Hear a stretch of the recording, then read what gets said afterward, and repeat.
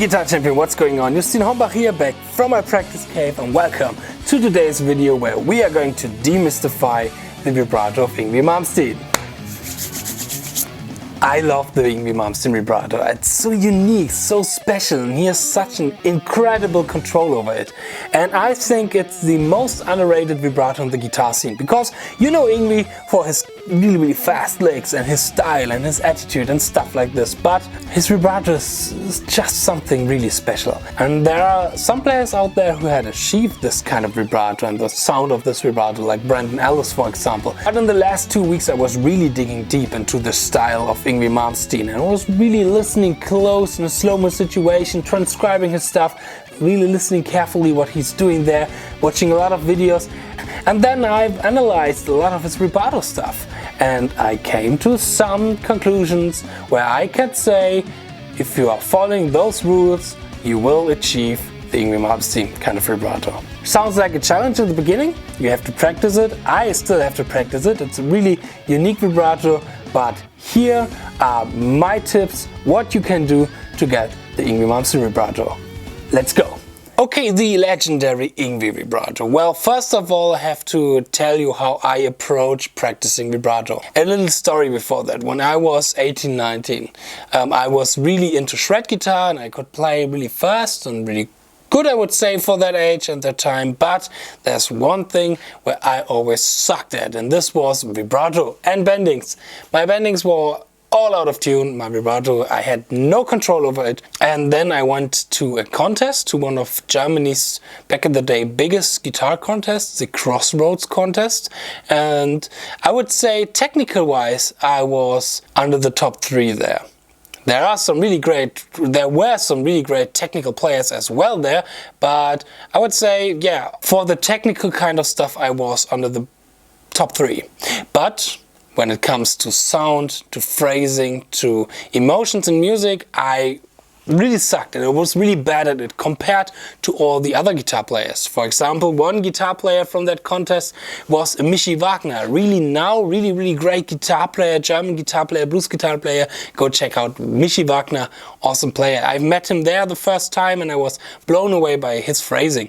And there, because I didn't win the contest, I realized, man, I have to do something about my vibrato. And then I create a concept how I can improve my vibrato, because when I always asked somebody, dude, how do you get your vibrato and your bending? They're just saying, well, yeah, it comes from nature. I didn't do anything. It happened. It just happened. And I was not really satisfied with this kind of answer. I want a system, how I can practice my vibrato. And I categorized vibrato in 2 different things. I categorized it in speed and wildness, I would say. How wide is your vibrato?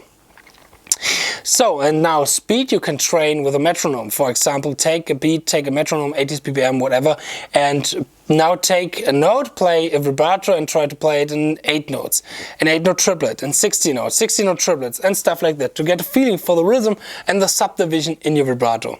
And then for wideness I just practice how wide I am doing my vibrato, how open it is, how close it is and stuff like this. And by seeing these 2 approaches or these 2 parameters for the vibrato, I realized I can analyze vibrato from other players like this. For example, just a quick example, B.B. King has a really small but really fast vibrato. If you always want to sound like the B.B. King vibrato, just play something like...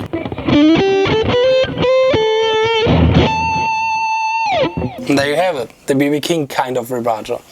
And with this kind of idea and parameters, I analyzed in the last 2 weeks really deeply the Yngwie Malmsteen vibrato, because I always loved the sound of the Malmsteen vibrato.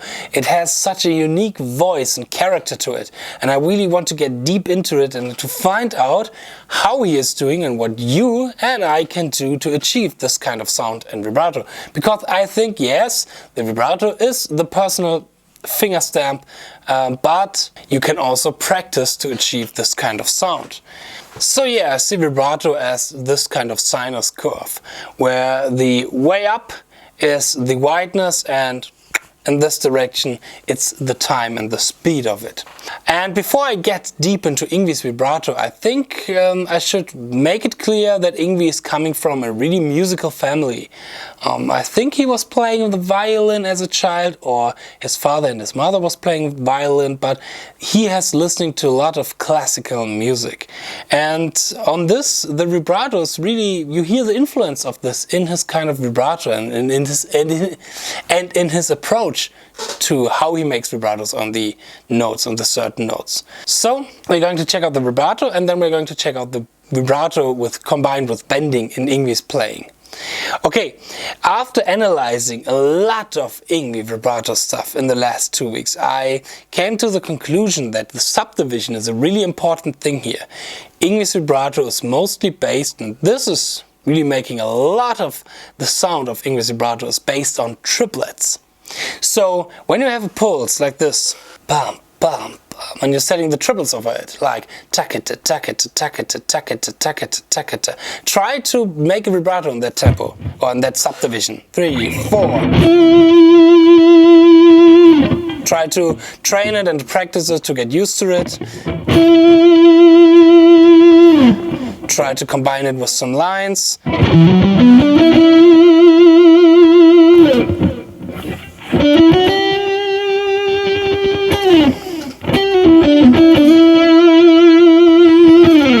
So this was something which was really interesting in Yngwie vibratos, because most of the vibratos from other players are based on 60 note, on 8 notes or more, and that kind of feeling, and not on triplet feeling.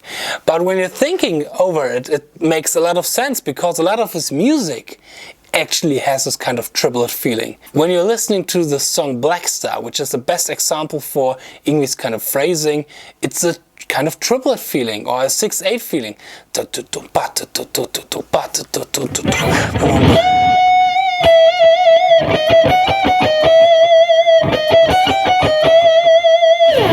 And there you have the triplet vibrato.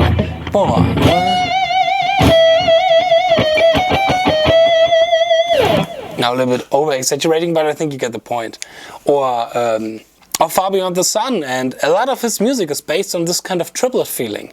And there the vibrato really fits pretty well in this kind of style. But it will also fit as well pretty good in, of course, music which isn't based on this triplet or 6/8 or 3/4 feeling and stuff like this. So, but this is trick number 1, or the advice number 1. Try to practice your vibrato in a triplet feel.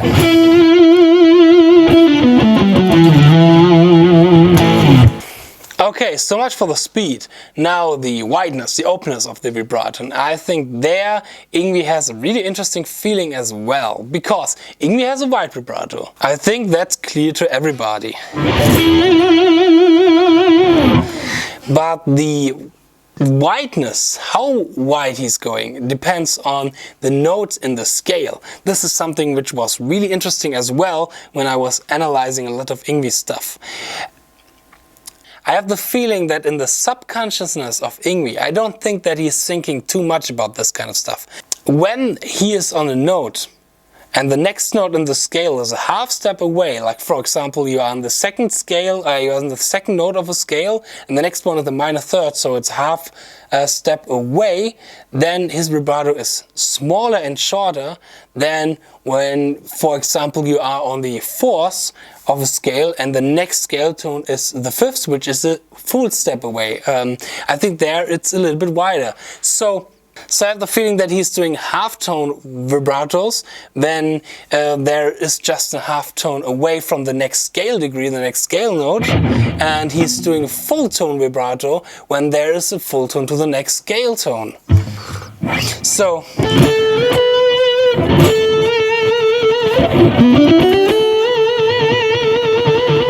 like this wide vibrato when he's on the fourth, for example, in the E minor scale, the A. But when he's on the second degree, for example, it's a little bit smaller.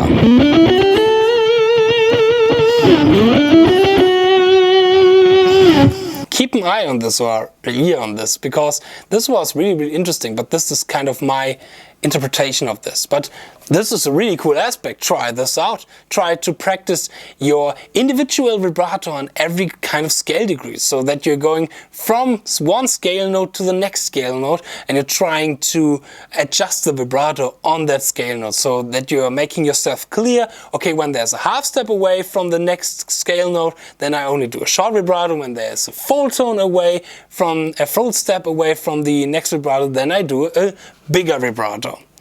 Now, for all those big vibratos in this huge tempo, this isn't easy for our left hand. We really have to train our left hand and the energy we have in our left hand for this. On this guitar right now, it's pretty easy because my string gauge is 8s, so it's not that high. But when you have 10s or 11s, then I think you will need a lot of force, a lot of power to get this kind of Yngwie vibrato. And when I remember correctly, I think that Yngwie himself uses thinner string gauges as well. So try out maybe thinner string gauges to get this kind of, if you want this Yngwie vibrato. Okay, and the last thing is the bending and the vibrato on the bendings. Vibrato on bendings is a really tough thing, because we guitar players, we are used to bend a note, and then when we're doing the vibrato, we are not going back to our original pitch. You have to imagine it like this. This is our original pitch. We are bending to it, and then we are making this kind of jump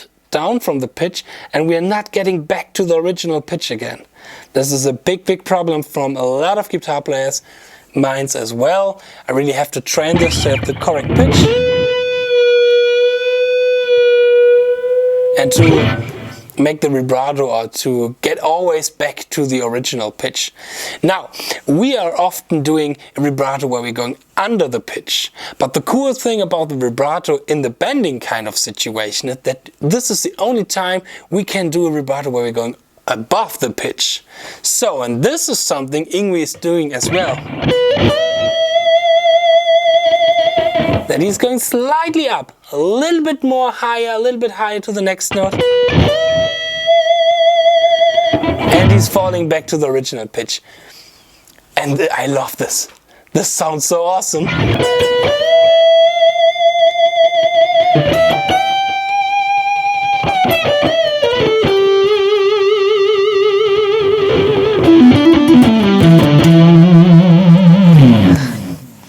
So try to practice this as well if you want this Yngwie kind of vibrato and Yngwie kind of vibe. Try to make the bending a little bit higher, or the vibrato, try to make the vibrato in the bending a little bit higher, and you will get this kind of Yngwie vibe. And I love this. I love this kind of sound. I really have to work on this approach to get this one more into my playing. I really love this sound. I'm really happy that I learned about it and that I analyzed. Finally, I have the courage to analyze the vibrato and the bending from Yngwie. Okay, so much for this video about demystifying the Yngwie Malmsteen Vibrato. I hope you liked this video. If you like this video, then feel free to subscribe to my channel or hit the like button. Write me a comment or join the Progress Nation Facebook group, my official Facebook group, where you can ask me anything about guitar related or post some videos of yourself playing and shredding those guitars. So much! I wish you a really good time in your practice cave. I hope I'm going to see you in the next video. Cheers and stay progress.